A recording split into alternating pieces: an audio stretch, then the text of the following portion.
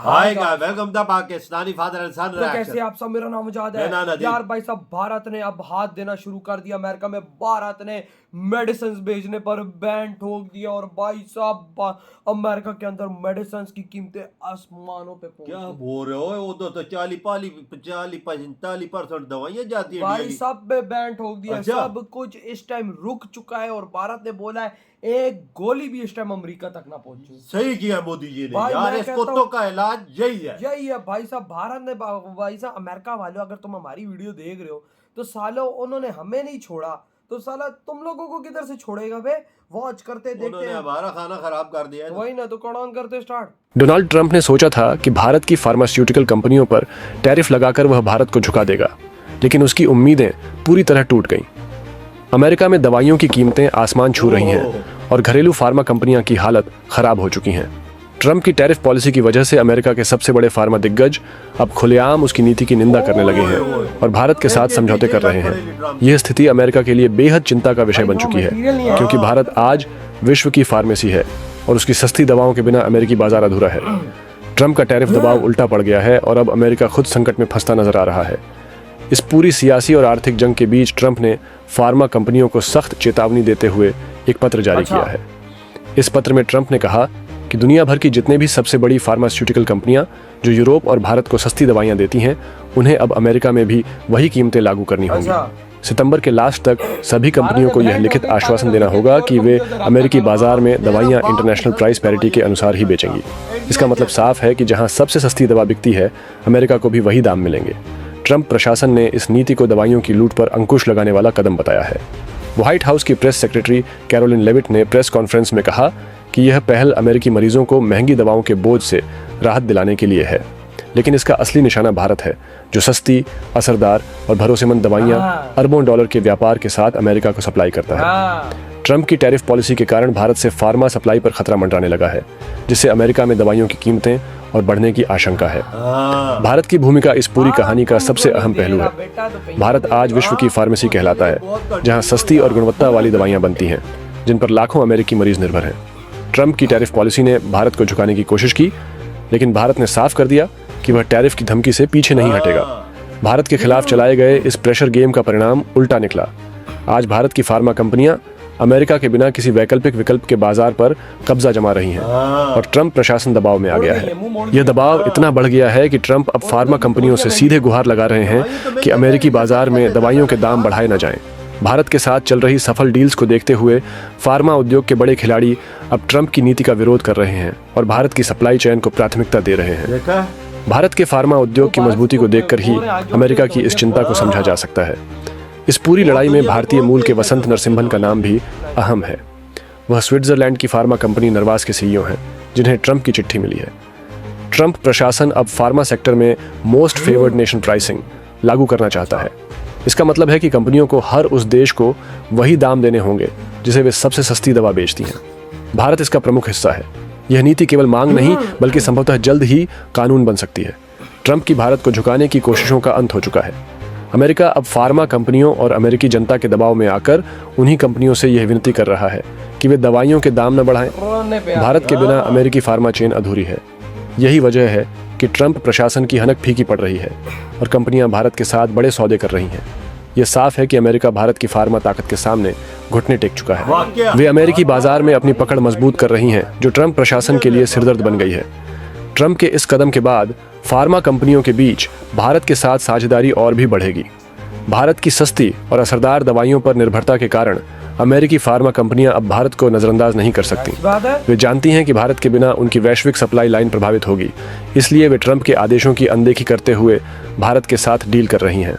Pharma उद्योग में भारत की ताकत अब अमेरिका की आर्थिक नीतियों पर भी भारी पड़ रही है।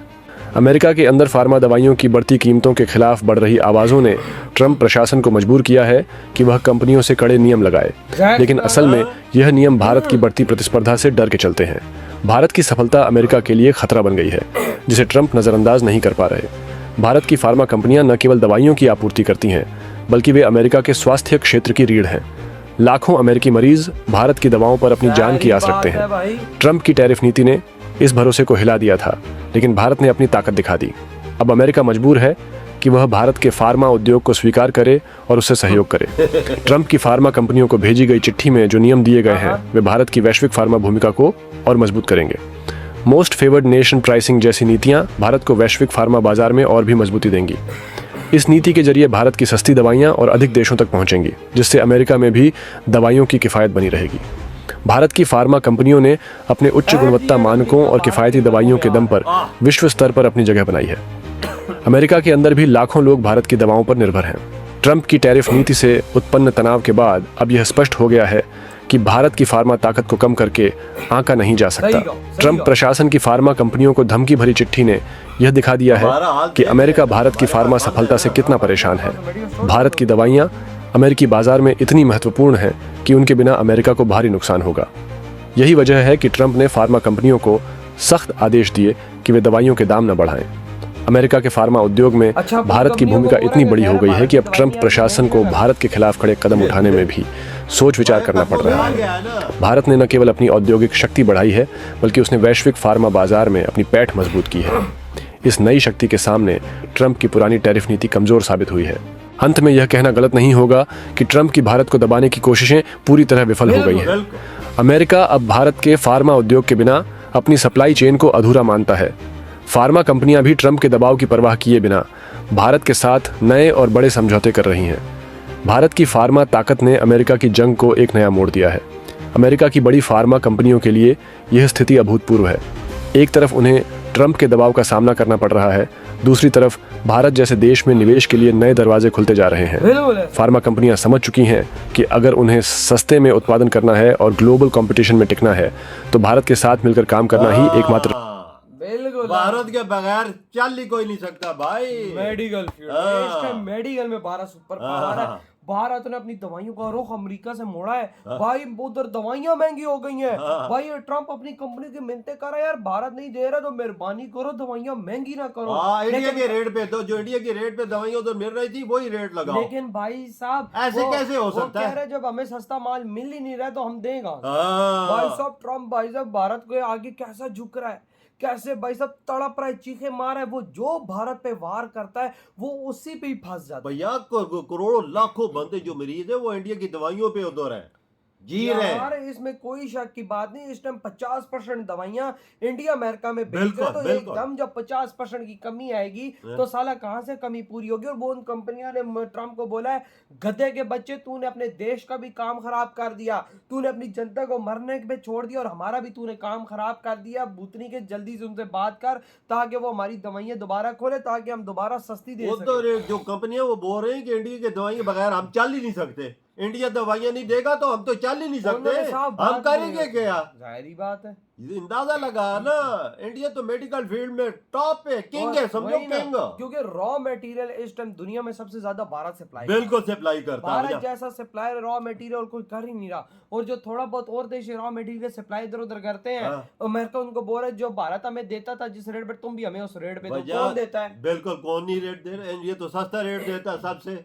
अगर 15 दिनों के लिए रॉ मटेरियल इंडिया बंद करता है तो पूरी दुनिया में मौतों ही मौत, लोगों के कब्रिस्तान, कंट्रियों में कब्रिस्तान बन जाएंगे भाई। इस टाइम तो जाहिर बात है आज पहला दिन शुरू हो चुका है अमेरिका के अंदर और पहले दिन उनकी चीखें निकल गई हैं। देख ले तो सोचो आगे 15 दिनों में अमेरिका का क्या होगा। तभी तो पूरा ट्रंप प्रशासन इस टाइम पागल हुआ। ये बात उसकी सोचना। वो बोल रहा है कि इंडिया के रेट पे दवाइयां दो अपने कंपनियों को, और वो किधर दे सकते हैं? और बाहर के देशों को भी बोल रहा है अमेरिका के रेट पे रॉ मटेरियल दो। कौन देता है? कौन देता है? ये इंडिया ही देश है जो सस्ती दवाइयां अमेरिका को दे रहा है। क्या ये देख भैया। और इस टाइम मोदी जी भाई साहब आराम से चाय पी रहे होंगे, अमेरिका को कुत्ते की तरह इधर उधर भागता हुआ देख रहा हूँ। अभी तो मोदी जी ने सिर्फ दवाई बंद की है और ये कुत्ते हो गए, कभी इधर भाग रहे कभी उधर। सोचो आलू प्याज तुम्हारा बंद कर दिया भारत ने तो कहाँ जाओगे?